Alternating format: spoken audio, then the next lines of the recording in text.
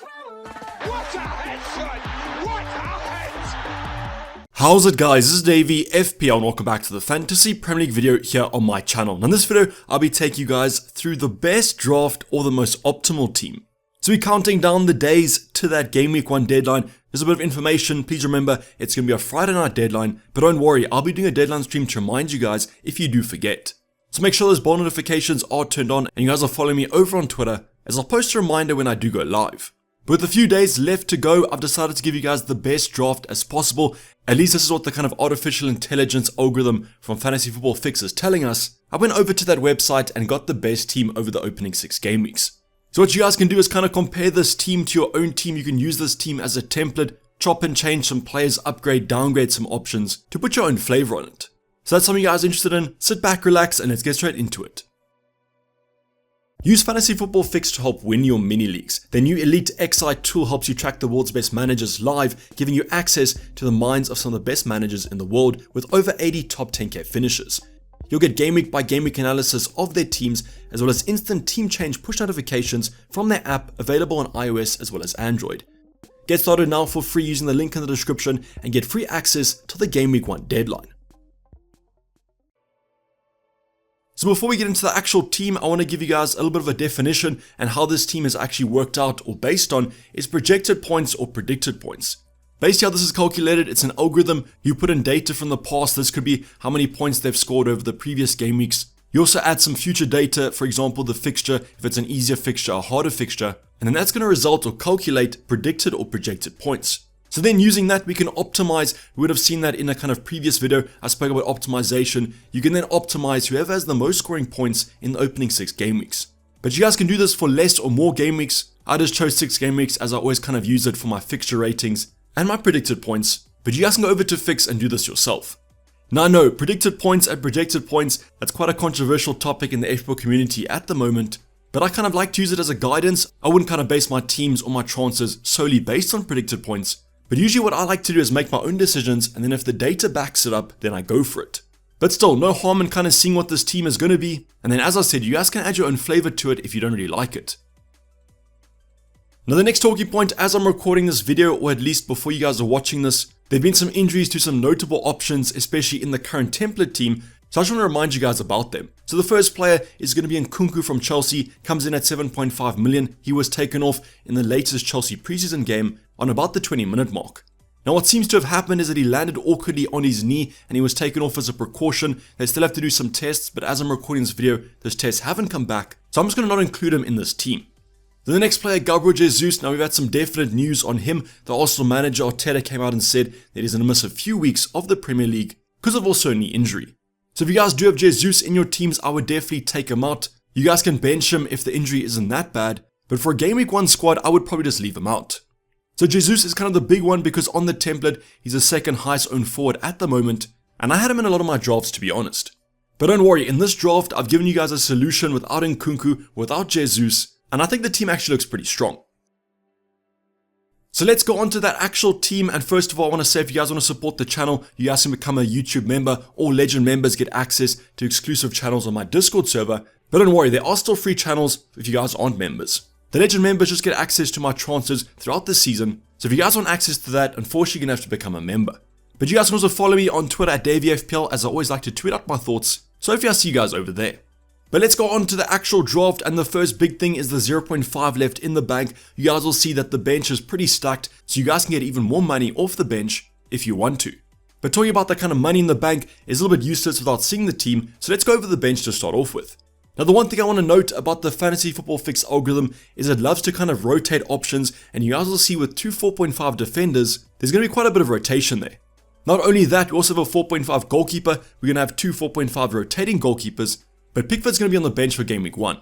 Now I generally don't really like this kind of rotation goalkeeper kind of method. This will be one change that I'll probably do to the algorithm. Just drop Pickford to a 4.0 goalkeeper, then you guys can even afford a starting 11 goalkeeper of 5.0 million.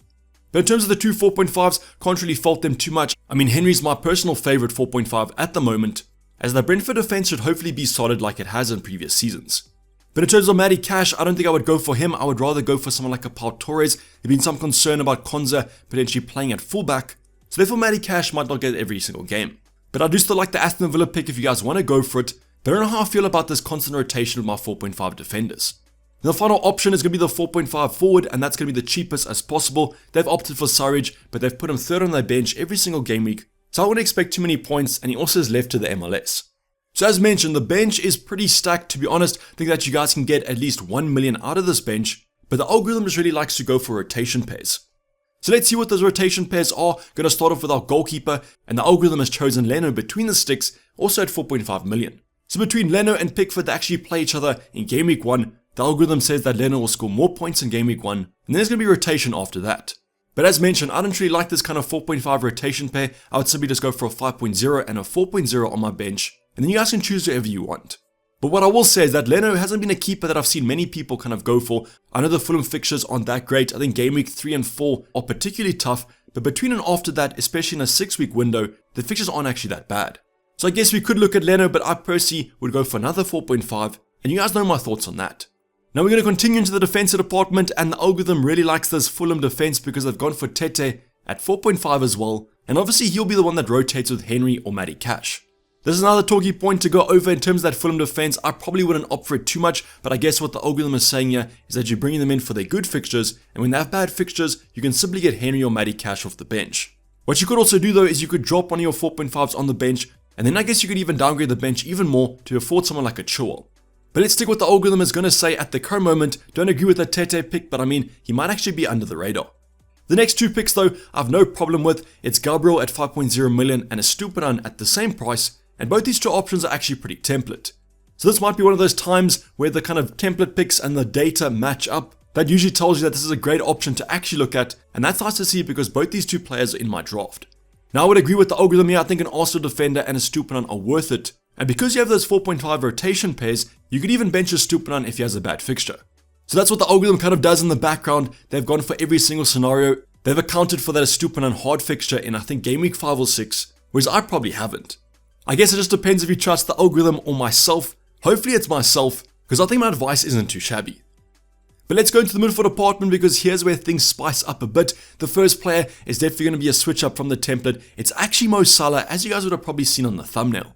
So the algorithm generally loves Mo Salah just because his stats are good, his projected points usually are pretty strong, so they are paying that 12.5 price tag for him. Now what I will also add is they are definitely captaining him in game week 2. On Fix it actually shows you who your captain is going to be for every single game week, and understandably against Bournemouth he's probably going to be your captain.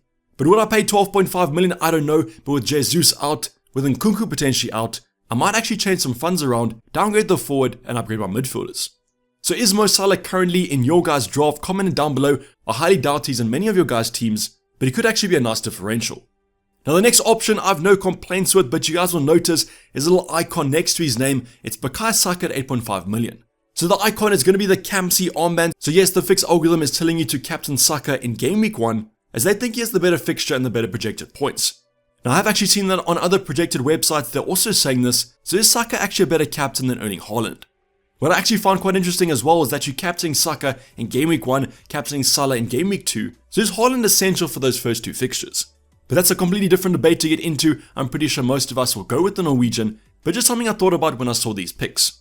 But in terms of Saka, no complaints there. I do agree with them that he's almost one of the more essential players, but if you guys do base this on stats, Martinelli and Odegaard have better attacking stats.